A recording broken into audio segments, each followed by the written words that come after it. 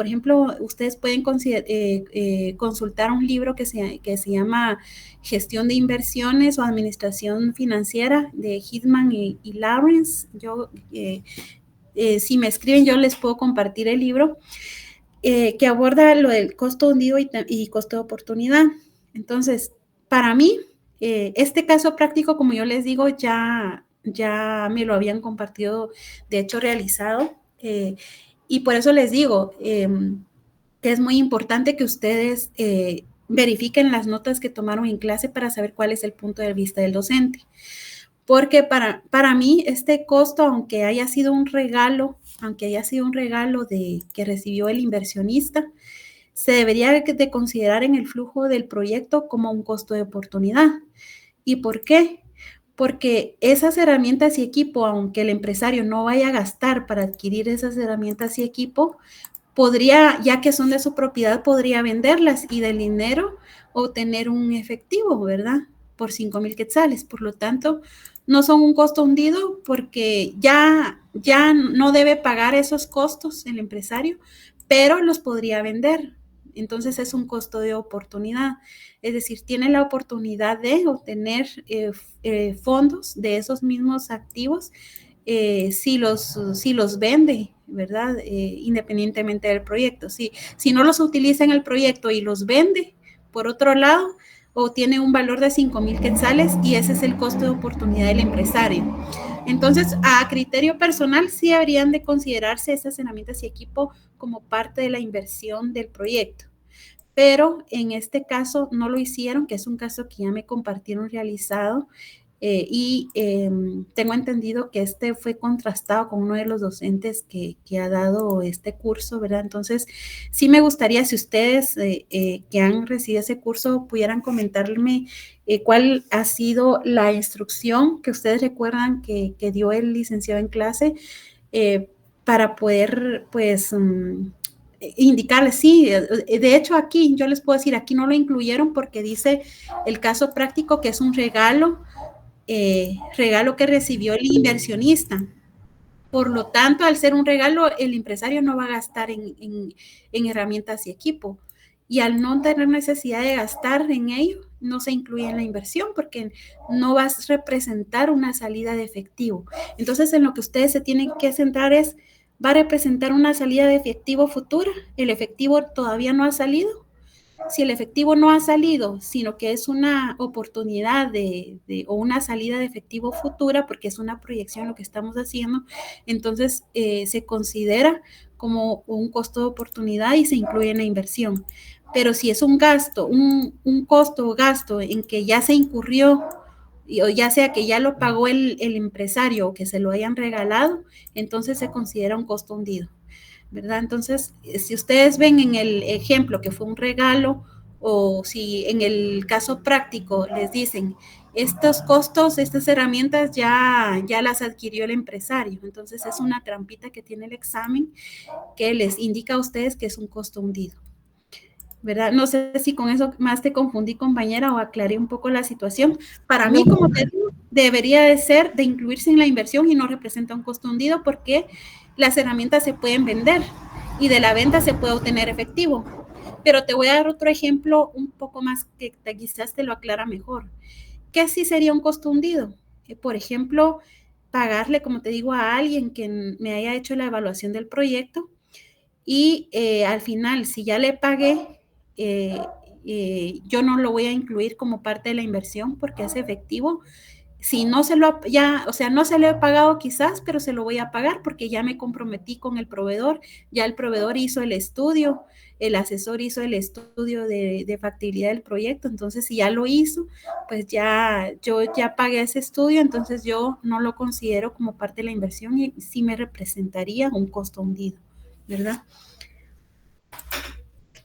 Muchas gracias. La verdad es que sí me aclaró bastante. Lo que sucede es de que, honestamente, pues no sé si estoy hablando más, pero yo recuerdo que el licenciado solo dijo de que se consideraba hundido porque ya me lo habían regalado y que yo no había tenido que sacar el dinero. Pero ahorita ya me quedó bastante claro, muy amable. Ah, qué bueno, me alegra que te haya quedado claro. Igual si surge cualquier duda o a alguien no le quedó claro, pues lo podemos explicar un poco más despacio. Pero esa es la trampita. Ahora, si fue un regalo, entonces dejémoslo así. Si fue un regalo o en la prueba les dice que esos costos ya incurrió el empresario, ya pagó eso o ya incurrió en ese costo, es un costo hundido. Ahora, bueno, como ya tenemos esta integración, nos quedamos por los registros por 2,000 quetzales. Ahora tenemos que hacer el cálculo del capital de trabajo, que es el monto que va a calcular el empresario para poder determinar cuánto va a reservar de efectivo, cuánto va a necesitar para que la empresa pueda operar tranquilamente durante 3, 4 meses aproximadamente. Por si se dan cuenta, aquí hay proyecciones de 3, 4 y hasta 6 meses, depende qué tipo de gasto necesita proyectar, ¿verdad? Entonces, para eso necesito el capital de trabajo, para cubrir gastos operativos o insumos o sueldos, ¿verdad? Entonces, yo ya me voy no a las inversiones, sino a los gastos. Por ejemplo, dice que de alquiler de un local se deben pagar 1,200 mensuales. Entonces, yo coloco alquiler de local, 1,200. ¿Y cuántos meses debo cubrir? Deben ser 3 meses. Yo creo que acá no lo coloqué, creo que lo borré, pero sí son 3 meses. Bueno, aquí dice, ¿ve? Para que el negocio funcione correctamente deberá contar con el capital correspondiente a, y aquí me da una lista de gastos, ¿verdad? Entonces acá dice que son 3 meses de alquiler de local. Entonces multiplico 1,200 por mes por 3 meses, ya me da un total de capital de trabajo de 3,600, ¿verdad? 3 meses por 1,200, 3,600. Esto como que me lo pusieron aquí duplicado, pero vamos a ver si me suman lo mismo. 16,400, sí, está bien. Vamos a eliminar esto porque está como duplicado. Bueno. Entonces, bueno, dice que alquiler de local son 3 meses por 1,200 mensual, un total de 3,600. Acá tenemos también insumos,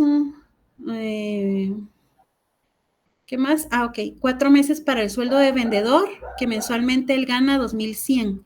Entonces, de vendedor, sueldo de vendedor, 4 meses por 2,100 para un total de 4 por 2,100 es un total de 8,400. También tenemos el sueldo del repartidor, que va a ganar lo mismo que el vendedor, y para el repartidor son 4 meses también. Entonces, sueldo repartidor 4 meses por 2,100, total 8,400. Tenemos también 5 meses para insumos y abarrotes, que mensualmente el gasto es de 8,000 quetzales. Entonces tengo insumos y abarrotes 8,000 quetzales por, acá lo multiplicaron por 5. Sí, 5 meses, estamos bien. También tenemos 4 meses para gastos de reparto, que se estiman en 2,000 mensual. Entonces tengo gastos de reparto por 4 meses, por 2,000 cada mes, es un total de 8,000 de capital de trabajo. También tenemos servicios básicos, 6 meses por 1,000 fijos al mes. Entonces 6 por 1,000, 6,000 quetzales. Y ya terminé, verifico que ya terminé de colocar todo, que no me faltó ningún datito. Verifiquen eso ustedes en su examen, no vaya a ser que les falte algo y por eso no les cuadre, ¿verdad? Entonces verifican que ya todo esté. Y ya tengo mi capital de trabajo, porque la suma de todo me da 74,400, ¿verdad? Ya tenemos ese datito, 74,400. Ya tenemos también el valor de la inversión fija y la identificación del costo hundido. Una vez tabulados esos datos, porque prácticamente esta es una tabulación de los datos que me da el enunciado, ya esa tabulación me permite con facilidad identificar qué es inversión fija, qué es inversión diferida y qué es capital de trabajo. Entonces, ¿cuál es la inversión fija? Pues está conformada por los activos fijos, ¿verdad? Esos activos que no se mueven en la empresa, no se compran todos los días y que sirven en un gran plazo a la empresa, ¿verdad? Por ejemplo, los vehículos, mobiliario y equipo, herramientas, edificios, etcétera. Pero acá solo tenemos 2. La inversión fija es del vehículo, inmobiliario y equipo, que para vehículos eran 45,000, para mobiliario y equipo eran 4,500 en total, que recuerdan que era la suma de las estanterías y las sillas, ¿verdad? Entonces tenemos ya esos dos rubros acá, 45,000 y 4,500, y esos dos me suman 49,500, ¿verdad? Ahora me voy con la inversión diferida. Tenemos esos gastos diferidos, que son los gastos que realiza la empresa, que no los va a realizar siempre, sino que los realiza como para instalar la empresa, son los gastos de instalación para poner en marcha el negocio. Esos gastos son 3,000 de instalación y 2,000 como registros legales e inscripciones. Y esos valores también los tenía acá en esta tablita, ¿verdad? 3,000 y 2,000. También bueno, lo de la herramienta ya dijimos que es un costo hundido, por lo tanto es una trampita y yo no la coloco en ningún tipo de inversión porque no es parte de la inversión. Ahora ya tengo la suma de la inversión diferida, 3,000 más 2,000 quetzales son un total de 5,000. Y capital de trabajo, pues ya lo calculamos, solo que acá ya está resumido: alquiler de local, insumos de abarrote, mano de obra, gastos de reparto, servicios básicos. Ya solo jalo los datos de la tabla del capital de trabajo, que me tienen que sumar 74,400, y en efecto eso es lo que me suma todo esto, 74,400. Si se dan cuenta, aquí lo que hicieron fue sumar la mano de obra del sueldo de vendedor y de repartidor para colocarlo en una sola línea, ¿verdad? Pero al final ustedes van a comprobar que le suma 74,400, y si le suma igual a su cuadrito que ya tenían, pues es que está bien, ¿verdad? Ahora sí, sumamos estos ítems que son inversión fija, inversión diferida e inversión de capital de trabajo, y ya con la suma de esos tres rubros ya me dan 128,900 como un total de inversión. Muy bien. Ahora finalmente que ya tengo la inversión total clasificada, yo ya puedo armar un balance general de la empresa, que es un balance proyectado, ¿verdad? ¿Y qué lleva el balance general? Activos, pasivos y patrimonio. Eso es lo que lleva. Entonces empezamos por mis activos. Tenemos los activos circulantes y los activos fijos, ¿verdad? Acá. ¿Cuáles son mis activos circulantes? Serían el efectivo. ¿Por qué es un activo circulante el efectivo?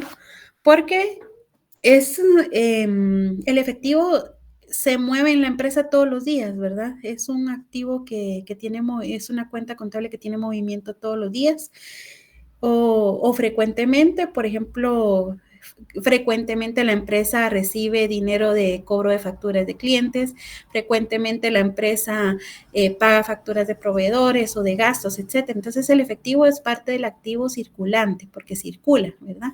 Entonces, ¿y qué colocaron acá como total efectivo circulante? 74,400, que es el capital de trabajo. ¿Y por qué colocan ese valor?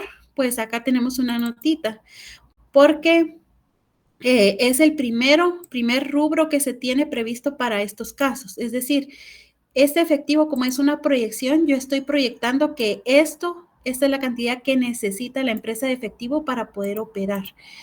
¿Por qué? Porque esta fue jalada del dato del total de capital de trabajo que necesita la empresa para trabajar, para poder cubrir 3 meses de alquiler, 5 meses de insumos, 4 meses de sueldos, 4 meses de gastos de reparto y 6 meses de servicios básicos. Por lo tanto, ese es el total efectivo que necesita la empresa, y por lo tanto ese monto es el que colocaron acá en efectivo como activo circulante. Bueno, ya que tengo el efectivo, ya puedo irme con el activo fijo. Activo fijo son todos esos activos que están fijos en la empresa, como vehículo, mobiliario. No me refiero a que están fijos a que no se mueven, porque el vehículo se mueve, ¿verdad? Sino que a nivel de inversión es un activo que no se va a comprar y vender seguidamente, ¿verdad? Se mantiene fijo en la empresa. Por lo tanto, el vehículo, mobiliario y equipo, que son los únicos dos rubros que se encuentran como parte de la inversión, es lo que yo voy a colocar como activos en la empresa, ¿verdad? Fijo por 45,000, que viene de el rubro de inversión fija, 45,000 y 4,500 de mobiliario y equipo. Prácticamente de ahí jalo yo de esta tablita de inversiones. De inversión fija jalé los 49,500, ¿verdad? Que el 45,000 más 4,500 me suman 49,500, que de hecho aquí está la suma. Aquí está la suma. Es más, voy a quitar esto porque tengo mucho espacio ahí volando. Ahí estamos. Ahora que ya tengo el total de activo fijo, yo tengo que sumar el intangible. ¿Qué es el intangible? Es lo que no se puede ver y tocar, pero forma parte de la inversión. Por ejemplo, tenemos la inversión diferida. ¿Por qué se llama intangible? Porque los gastos de instalación y registros legales e inscripciones no se pueden ver y tocar, como los vehículos y el mobiliario, pero es una inversión y por lo tanto se coloca como inversión intangible y eso me suma 5,000 quetzales, ¿verdad? Entonces coloco los 5,000 como inversión intangible y pues ya que tengo estos tres montos, que es la inversión fija, la inversión de efectivo y la inversión intangible, prácticamente si ustedes se dan cuenta, sí, aquí tengo un truquito, miren, el total del activo, ¿por cuánto me cuadró? Por el total de la inversión, miren. ¿Cuánto era la clasificación de inversión fija, diferida y capital de trabajo? El total me sumaba 128,900. ¿Y cuánto me sumó el total del activo? 128,900. Entonces ahí tenemos el truquillo que me tiene que cuadrar, ¿verdad? Prácticamente en efectivo yo coloqué el capital de trabajo por 74,000. En fijo yo coloqué la inversión fija desglosada, que me suman ambos los 49,500 que tengo aquí arriba. Y como inversión diferida, pues yo lo coloco como un activo diferido o intangible, que son los 5,000 quetzales que tengo acá. Por eso me cuadró. Miren, me cuadró el total de la inversión, del cuadro de la inversión, con el total del activo. Muy bien. Según la fórmula del capital contable, tenemos que el activo es igual a la suma del pasivo más el capital. Entonces, el activo ya tengo este monto, ya ese ya no lo toco, pero ahora tengo que calcular el pasivo y el capital, ¿verdad? Entonces, de pasivo también tengo pasivo fijo, que podría ser la deuda a largo plazo, por ejemplo, algún préstamo bancario. Este pasivo lo determinaron acá por diferencia. ¿Por qué? Porque no se tiene el dato. No se tiene, entonces supongamos que no tenemos ese dato. Si no tenemos ese dato, tenemos que el capital de los socios es de 90,230. ¿Y dónde obtenemos esos 90,230? Pues dice que es igual al 70% de esta columna del total de la inversión. ¿Por qué el 70%? Porque acá en mi caso, me están diciendo que el emprendedor cuenta con ahorros del 70% del total de la inversión. Eso significa que esos ahorros con el que cuenta el empresario, si yo como empresaria digo, yo tengo ahorros y yo los voy a invertir en un proyecto que quiero emprender, ¿verdad? Entonces, esos mis ahorros va a ser el aporte del capital social que yo voy a hacer para constituir ese proyecto o esa empresa nueva, ¿verdad? Entonces multipliqué el total que necesito invertir, que es el cuadro de la inversión, los 128,900, los multiplico por el 70%, porque esos 70 es el valor del ahorro que yo tengo. Entonces yo determiné que tengo ahorrados en el banco ahorita 90,230, que yo lo voy a aportar como capital para este proyecto. Por eso se llama capital de los socios. Pero si se dan cuenta, el activo y el pasivo y patrimonio me tienen que cuadrar igual. Y no me cuadran igual, porque aquí yo le resto al activo, que son 128,900, le resto el pasivo más el patrimonio, que suman en total 90,230, y tengo una diferencia de 38,670. Entonces, prácticamente la deuda significa que si yo tengo un porcentaje, 70% de la inversión, yo lo voy a cubrir, por lo tanto es mi capital, entonces el 30% restante, o sea, tengo 70% más 30% me da un 100%, ¿verdad? El 100% lo representan los 128,900 de la inversión, pero significa que esos 128,900 yo voy a cubrir un 70% porque son los ahorros que tengo, y el 30% restante lo va a cubrir pues una deuda que yo voy a adquirir con el banco porque no me alcanzó mi patrimonio, porque me falta el 30%. Entonces lo que puedo hacer es multiplicar este mismo valor del capital de trabajo y multiplicarlo por el 30%. ¿Verdad? Que son 38,670. Si yo coloco eso como deuda, ya me suma el pasivo y el patrimonio me suma igual que el activo. Entonces ya no voy a tener yo diferencia. Miren, aquí no me quedó diferencia, me quedó a 0. Pero acá también lo que habían hecho, yo lo multiplico por el 30%, ¿verdad? Pero lo que habían hecho acá era solo hacer una resta, restarle al total el activo, lo que yo voy a cubrir, que son los 90.230, y ya me da el valor del préstamo, para que esa cifra de 38.670 sea la cifra cuadradora, para que ese valor ya me haga cuadrar mi activo más el pasivo y patrimonio, y me den sumas iguales, que son los datos seleccionados en amarillo, ¿verdad? Entonces hay dos formas de determinarlo, por diferencia como estaba acá, o ya que agarré el total de la inversión y lo multipliqué por 70% para determinar mi capital, hago lo mismo para determinar la deuda, solo que en vez de ser 70%, yo lo multiplico por el 30% restante para llegar a 100, ¿verdad? Y así cuadramos. Ahora, lo que hay que calcular es, vamos a ver qué respuestas llevamos. Digamos que esas son las preguntas del examen, y dice, ¿a cuánto asciende del monto total de la inversión del proyecto? Aquí tengo varias alternativas de respuesta. ¿Y cuál es mi total de inversión? Pues aquí lo tengo en mi cuadrito de inversión, que son 128.900. Entonces, esta respuesta ya la tengo, ¿verdad? 128.900. Luego dice, ¿a cuál es el monto total de la inversión en capital de trabajo? Ya sabemos que mi capital de trabajo, que es el capital que yo necesito para cubrir ciertos meses de operación del proyecto, me suman 74.400. Entonces, ese va a ser mi capital de trabajo. Y también tenemos que cuál es la cuota nivelada que debe pagar el empresario por el préstamo para su proyecto. Eso no lo hemos calculado. Y también dice el monto de intereses, ok, eso es lo que vamos a calcular, la cuota nivelada y los intereses de la deuda. ¿Cuál es la deuda? Los 38.670, ¿verdad? Que determinamos acá, esa es la deuda. Entonces, lo que agarramos es, utilizamos una fórmula para calcular la cuota nivelada, que en realidad es esta la fórmula, es esta que vemos acá, solo que acá desglosaron pues el cálculo a mano, hecho a mano, ¿verdad? ¿Cómo se hace a mano el cálculo? Para que no se vayan a confundir, porque acuérdense que para desarrollar un cálculo, y muchos se confunden acá, es que primero hay que resolver lo que está en paréntesis, luego lo que está en corchetes, y así lleva un orden de resolución, ¿verdad? Porque si no lo resuelven en orden, les va a dar otro resultado y desde ahí la respuesta está mala. Entonces, tenemos que la fórmula de la cuota nivelada, que CN significa cuota nivelada, va a ser, por ejemplo, esta que dice, se va a dividir la tasa de interés, que es del 16%, dentro de un valor. ¿Y cuál es ese valor?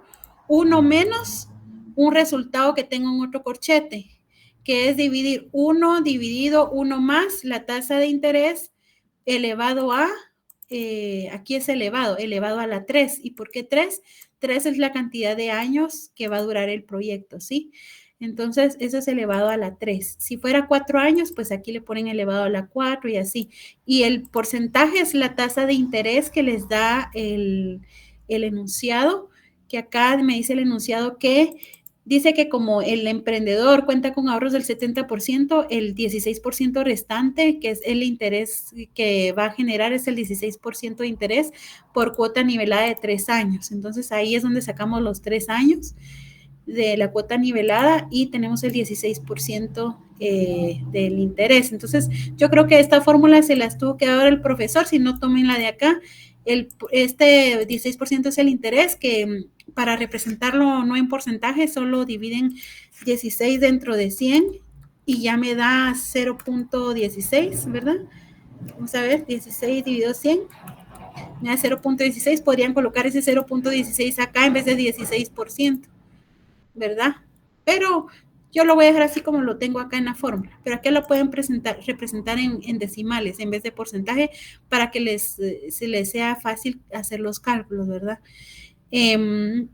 Entonces ya saben, dividen 1 dentro de 1 más la tasa de interés, y ese resultado lo elevan a la 3, y a ese resultado, a 1 le restan el resultado que obtuvieron, y a ese valor ya les queda como denominador de la fórmula y ese denominador es el que ustedes van a dividir, hacer el valor que divida esta cantidad que está arriba, que es 0.16.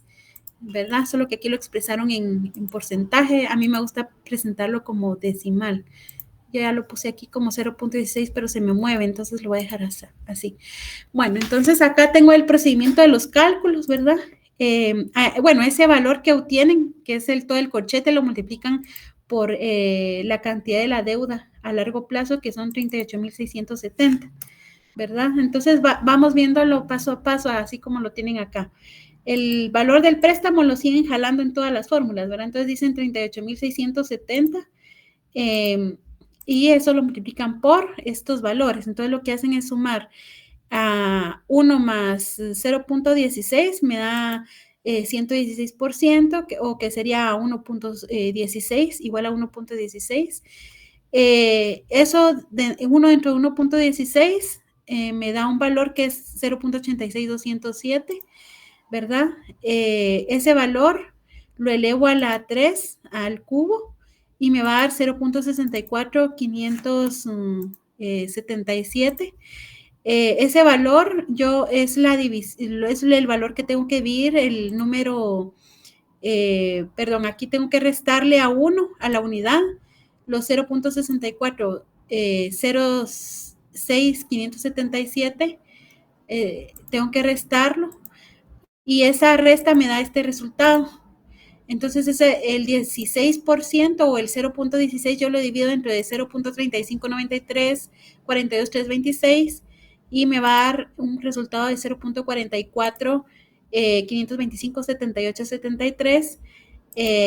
Y ese valor yo lo multiplico por el valor del préstamo, que son 38,670, y voy a tener un total de 17,218.12, que ese va a ser mi cuota nivelada. Esta es mi cuota nivelada.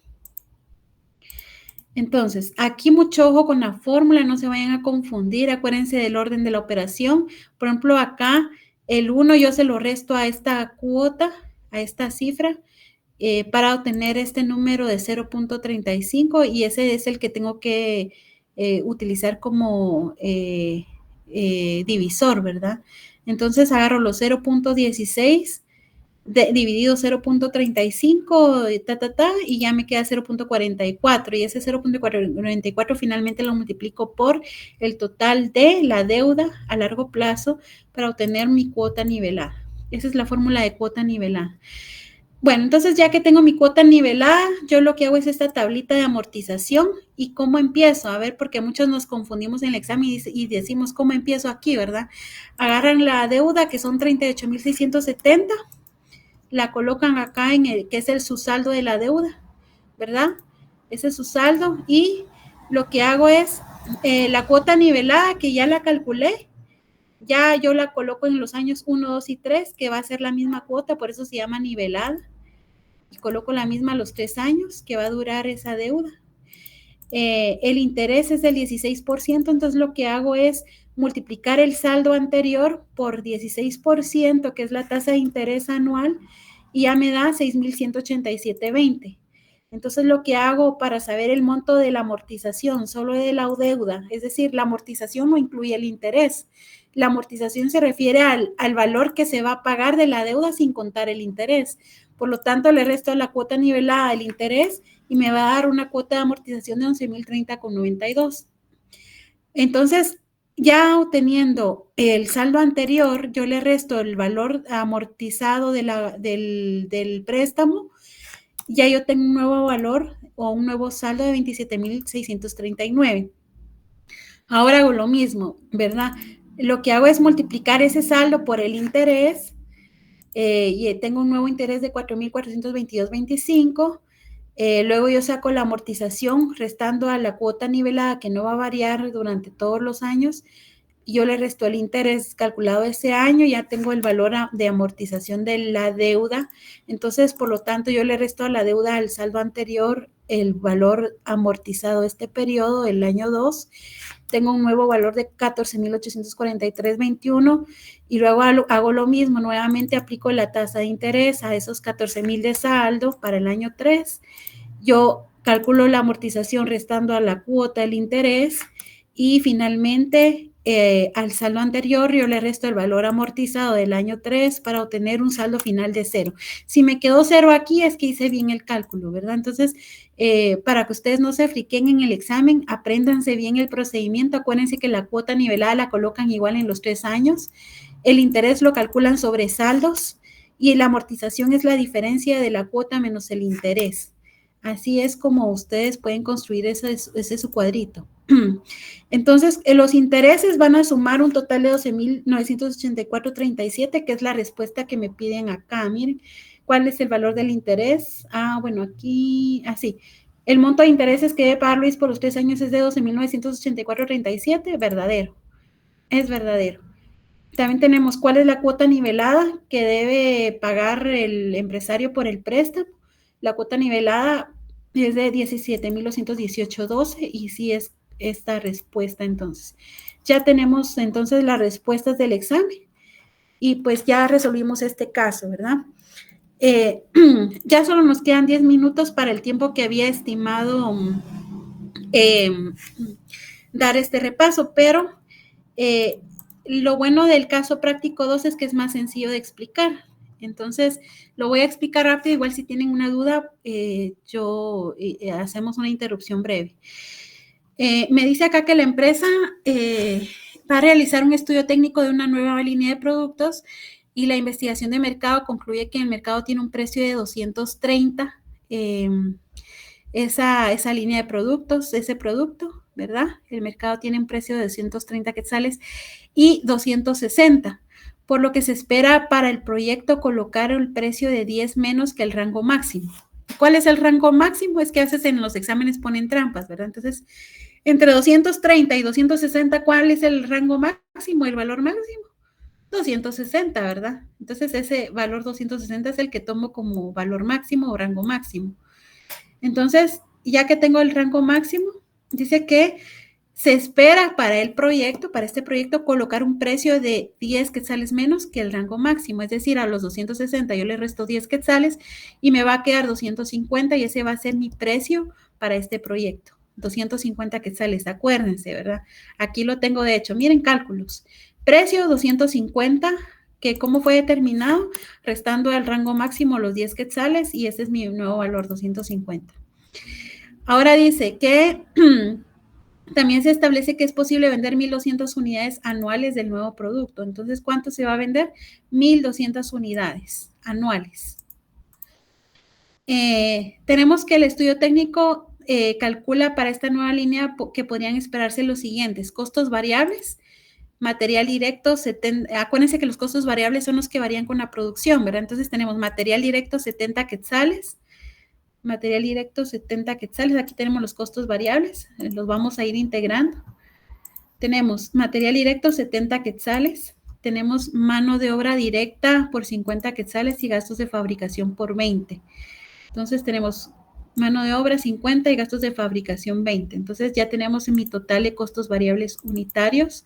Estos son valores unitarios, ¿verdad? Por cada unidad, eso es el valor proporcional para una unidad producida de 70 quetzales de materiales, 50 de mano de obra por cada unidad producida y 20 quetzales de gastos de fabricación para un total de 140. Luego tenemos que la empresa tiene actualmente los siguientes gastos fijos, que son los que no varían con la producción, para todas las líneas de productos. Tenemos gastos de administración por 20,000 mensuales. Aquí tenemos los costos y gastos fijos integrados, que son los 20,000 mensuales, que son gastos de administración. Tenemos de gastos de venta 30,000 mensuales y gastos de fabricación fijos por 6,000 mensuales. Como son mensuales y yo necesito calcular de los gastos fijos, de los gastos variables, sí los identificamos como unitarios, Ok, está bien, pero de los costos y gastos fijos necesito determinar el monto anual. Aquí no se vayan a confundir, no es el monto mensual, sino el anual. Entonces, como me dieron datos mensuales, yo lo que tengo que hacer es anualizarlo. ¿Y cómo lo anualizo? Lo mensual lo calculo, lo multiplico por 12 meses para determinar el valor anual. Entonces, multiplico 20,000 por 12, me da 240,000 para gastos de administración. Si multiplico gastos de ventas 30,000 por 12, me da 360,000 para gastos de ventas. Y si multiplico los gastos de fabricación de 6,000 mensuales por 12, me da 72,000 para un dato total anual de gastos de fabricación. Ahora puedo totalizar el total de costos y gastos fijos en 672,000. Entonces, ojo, aquí si se dan cuenta ya determinamos los costos y gastos variables unitarios y los costos y gastos fijos anuales, ¿verdad? Aquí de hecho lo voy a poner en rojito. Estos son anuales, costos y gastos fijos anuales, y estos costos variables son unitarios. Muy bien. Ya vamos ahí, vamos rapidito. Luego tenemos que, también es importante mencionar que se solicitará un financiamiento y el banco estimó una cuota nivelada de 6,500 mensuales por 3 años. Entonces, también tenemos aquí un valor de cuota nivelada. Solo lo vamos a remarcar en rojito. Muy bien, entonces aquí con lo que me pide, ¿cuáles son las preguntas? Primero, determinar el punto de equilibrio unitario anual para la nueva línea de producto. También tengo que determinar el margen de contribución y la ganancia o pérdida de operación. Muy bien, entonces ya con los datos yo puedo calcular el punto de equilibrio con la fórmula. Primero tengo que determinar el punto de equilibrio en unidades y después el punto de equilibrio en valores o en valor monetario. Entonces son dos tipos de punto de equilibrio, ¿verdad? En unidades, ¿cómo lo determino? Pues agarro el total de la inversión fija anual, eso lo calculo como parte del numerador. La inversión fija de 672,000, la voy a poner en verdecito. Ese es los costos fijos, costos y gastos fijos anuales. Estos son anuales. Lo coloco en el numerador. Y en el denominador hago una resta. Esa resta, ¿cómo la calculo? Aquí en la resta es el margen de contribución. Es decir, le resto el valor de venta que yo vendí una unidad menos lo que me costó adquirir o producir esa unidad que yo vendí. Por lo tanto, lo que yo gané vendiendo menos lo que me costó ese producto, yo tengo un margen o una ganancia, ¿verdad? Como emprendedora. Esto se llama margen de contribución. Entonces, si yo divido los costos fijos dentro del margen de contribución, que es el resultado de restar 250, que es el precio, que es este precio que yo determiné para este proyecto, acuérdense que 250 fue la resta de 260 menos 10. Yo le resto a los 250, a los 140, que son los costos variables. Miren, aquí los voy a marcar en celestito, costos variables. Y el valor de la venta yo la voy a marcar en quizás rojito, que es este valor de la venta. Entonces, ya yo hago esa resta y ya tengo un margen de contribución, y a los 672,000 de costos fijos lo divido entre el resultado de esta resta, que es 250 menos 140, me va a dar un total de 110.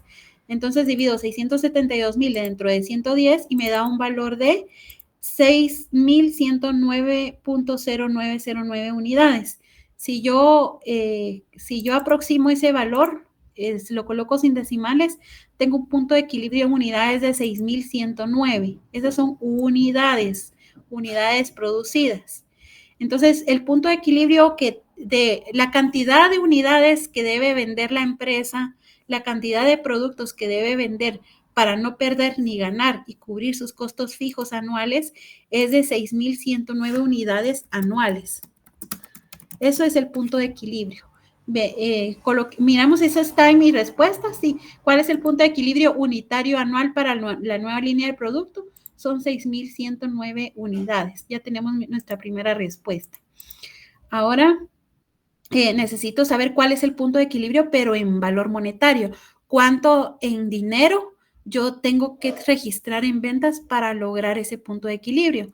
Entonces, lo que hago es a esos 6,109 en unidades, para determinar cuánto es en ventas, yo hago algo muy sencillo, porque eso lo que hago es únicamente multiplicarlo por el precio por unidad. ¿Y cuál es mi precio? Son 250 quetzales que yo ya había determinado acá.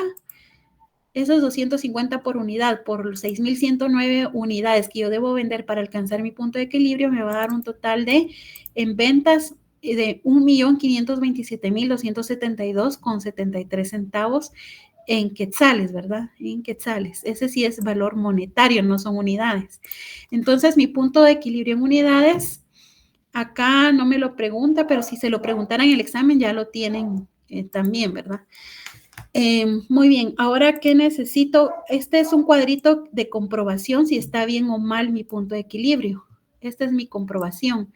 Y ustedes dicen, ay, ¿y cómo compruebo? Pues lo que hicieron fue calcular ingresos por venta, fue multiplicar 250 por la cantidad a vender para alcanzar el punto de equilibrio, me da 1,527,272. A eso le quito los costos variables. ¿Cuáles son mis costos variables?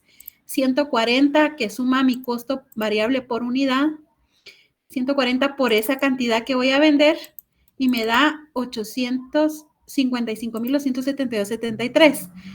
Entonces, resto a mis ingresos, mis costos variables, ya tengo mi margen de contribución de 672,000.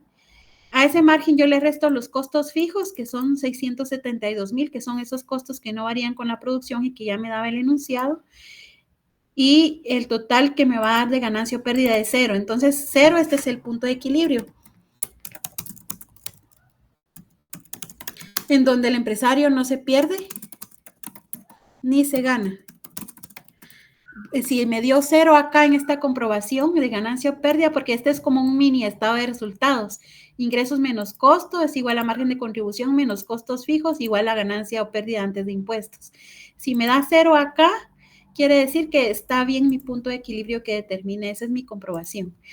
Muy bien. Entonces, acá tengo otro desarrollo que dice que me piden acá otras dos respuestas, que dice cuál es el margen de contribución total basado en el punto de equilibrio calculado. ¿Cuál es mi margen de contribución? Aquí lo tengo, miren, margen de contribución 672,000 quetzales. Entonces ya tengo esta respuesta, 672,000 quetzales. Ese es mi margen de contribución. Por último, la respuesta que yo tengo que obtener es cuál es la ganancia o pérdida en operación si aquí me colocaron una variante. Si se lograran ventas de 1,200 unidades anuales, es decir, si el emprendedor no logra llegar a vender 6,000 unidades que debe vender para poder cubrir esos costos fijos, sino que vende menos, que me dice el enunciado que va a vender en el año solo 1,200 unidades. Entonces, si vende menos de lo que nos dice el punto de equilibrio, va a perder el empresario. Si vende más de 6,109 unidades, el empresario va a ganar más. ¿Por qué? Porque no va a tener una pequeña ganancia aquí en vez de tener un punto de equilibrio 0. Pero si vende menos del punto de equilibrio en unidades, como en este caso 1,200, va a tener una pérdida, pero nos están preguntando cuál es el valor de esa ganancia o pérdida. Ya sabemos que es pérdida, pero ¿a cuánto asciende? Entonces, lo que hacemos es agarrar, insertar esta variante, que son los 1,200, en los cálculos que habíamos hecho. Ese es el único valor que tenemos que variar. Entonces, lo que hago es, el valor unitario de ventas es 250 quetzales por unidad. En vez de multiplicarla por los 6,000 unidades, yo la multiplico por el valor que me dice esa variante, que son 1,200.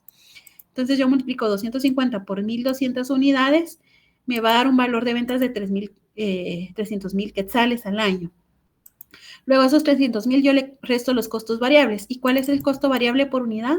140 por 1,200 unidades, que es el valor que me dice la variante, son 168,000 de costos variables. Ahora le resto las ventas de los costos variables para obtener mi nuevo margen de contribución y me dice que ahora mi margen con esas 1,200 unidades que yo vendería, ventas y costos, tendría un margen de 132,000 quetzales. Entonces, con ese margen de contribución, yo le resto el costo fijo solo para verificar de que tengo una pérdida de 540,000 quetzales. Es decir, con 1,200, como vendí menos del punto de equilibrio, ahora yo tuve una pérdida de 540,000. Entonces, ¿qué me pregunta el enunciado? ¿Margen, contribución o pérdida total? ¿Cuál es la ganancia o pérdida en operación? Entonces, el dato que pongo es el último, que es la ganancia o pérdida por 540,000. Y esa vez va a ser mi respuesta. 540,000 es mi respuesta. Aquí la tengo. Entonces, ya resolvimos este enunciado, ¿verdad? No sé si habrá alguna pregunta de este enunciado. ¿Estamos bien? Si pueden mandar un emoji. Perdonen que lo expliqué rapidito, pero es mejor así como que resolver dudas, ¿verdad? Hay un último caso que se ve bastante complicado, pero lo voy a responder. No sé si esto lo han visto. Por favor, si alguien me confirma si lo han visto en esta ocasión para explicarlo rápido. No es tan complicado, pero bueno, lo voy a explicar. No me va a demorar más de, vamos a ver, 5 minutos. Tengo dos proyectos, A y B. Entonces, en el A dice que la empresa encontró este proyecto, cuenta con un mercado potencial, y dice este mercado asciende a 500,000 unidades. Según su análisis, se considera que se podrá abarcar el 60% del mismo. Por otro lado, según las estimaciones preliminares, el proyecto va a tener una utilidad después de impuestos de 40%. Esto es muy importante. Dice que el proyecto A tendrá una utilidad después de impuestos, 40%, el cual corresponde a 257,250. Por otro lado, en ese proyecto se determinó amortizaciones y depreciaciones en 2,000 y 25,000 respectivamente, así como también la cuota nivelada de 45,000 al año, y la inversión requerida para este proyecto es de 380,000 quetzales. Esa es la inversión requerida. Entonces, en el proyecto B tenemos que el proyecto de la empresa estima que de la demanda insatisfecha asciende a 550,000, el cual se abarcará el 70% a un precio de venta de 2 quetzales la unidad. Según el análisis preliminar, se estiman gastos administrativos anuales por 120,000, gasto de ventas anuales por 75, depreciaciones y amortizaciones por 30 y 10,000. Y en cuanto a los costos de ventas, son 150,000, y este proyecto va a requerir una inversión de 80,000 más que el proyecto A. Es decir, al proyecto A hay que sumarle 80,000 más para determinar cuánto será para el proyecto B. Ahora dice que todo proyecto estará sujeto al régimen de impuestos de 25%, y según el cliente, el proyecto elegido tiene dos criterios de elección. Debe cubrir la inversión en 70% con flujos del primer año y elegir el flujo efectivo operativo de mayor cuantía. Entonces, acá tengo tres preguntitas. ¿Qué tengo que hacer? Primero, armar este estado de resultados de cada proyecto A y proyecto B. ¿Cómo se arma un estado de resultados? A los ingresos le quito los costos para determinar mi margen de contribución, y a ese margen le quito otros costos y gastos operativos, como en este caso solo hay depreciaciones y amortizaciones. No hay gastos de ventas, ni comisiones, ni nada, que lo que vimos en casos anteriores. Está más sencillo, pero al total ya determinado, restándole esas depreciaciones y amortizaciones, yo tengo una utilidad antes de impuestos de 473,000. A eso le resto el impuesto, multiplico esos 473,000 por 25%, ya tengo el valor de impuestos. Entonces hago la resta. 473,000 menos 118,250, ya tengo mi utilidad después de impuestos de 257,250. Bueno, pero acá, ¿qué hago? Hago como un estado de resultados para cada proyecto, ¿verdad? Entonces, veamos el proyecto A. Dice que el proyecto A tiene depreciaciones por 2,000 y amortizaciones por 2,000 y 25,000 respectivamente. Entonces, tengo depreciaciones 25,000 y amortizaciones por 2,000. Ok, eso es parte de los gastos de operación. Ahora, ingresos dice que son 500,000. Vamos a ver, el mercado asciende a 500,000 unidades. Lo único es que acá hay un error, porque aquí me dice en unidades, mientras que yo lo que tengo que colocar acá serían ventas monetarias, ¿verdad? Aquí hay un pequeño error, pero ya vamos a ver que no nos va a afectar. ¿Por qué no nos va a afectar? Porque digamos que acá se trató de determinar el total de costos y gastos y la utilidad antes de impuestos, luego los impuestos, utilidad de impuestos después de impuestos. ¿Por qué no me afectó estos 500,000 aunque estuvieran mal? Porque acá el enunciado ya me dio la utilidad después de impuestos por 257,250. Acá me la dio, miren. dice que este proyecto va a tener una utilidad después de impuestos del 40%, el cual corresponde a 257,250. Este valor ya me lo dio, es una utilidad después de impuestos. Por eso es que si yo hubiera tomado este dato malo y hubiera hecho la resta real, yo le resto a 473,000 menos 218,000 y no me da esos 200,000, no sé cuánto que habían antes, ¿verdad? Entonces, pero como ya me lo dio el enunciado, este valor, yo lo tengo sin fórmula acá, ¿verdad? Y no me afectó, de hecho, en el cálculo. Pero si yo quisiera ser autodidacta y decir que esto representa un 40%, entonces el 100% del total de las ventas, ¿cuánto es? Haría una regla de 3, ¿verdad? Haría una regla de 3 para determinar el valor de las ventas. Y que al sumar y restar me dé estos mismos 257,250, pero acá sería para ponerme más trabajo porque ahorita vemos por qué. No es relevante este error que había acá. Bueno, para el proyecto B sí tengo más datos, que dice que la empresa estima que la demanda insatisfecha asciende a 550,000, del cual se abarcará el 70% a un precio de venta de 2 la unidad. Entonces, ¿qué hago? Multiplico los 550,000 unidades por el 70%, que es lo que se va a abarcar de la demanda insatisfecha, y a esos son 38,500 unidades que la empresa va a abarcar para satisfacer esa demanda de 38,500 unidades. Luego ese valor lo multiplico por 2 quetzales por unidad y esas van a ser mis ventas de 77,000, creo que terminé. Vamos a ver, sí, 770,000, perdón, aquí está, miren. 770,000, esas son las ventas que se van a satisfacer en dinero, ¿verdad? En el proyecto B está más completo porque eso sí me dio las ventas por unidad, también me dio cuáles son los gastos administrativos anuales, que son 120,000, me dio los gastos de ventas anuales, que son 75,000 quetzales también, depreciaciones y amortizaciones, solo quiero seleccionar esto. Depreciaciones por 30,000 y amortizaciones por 10,000.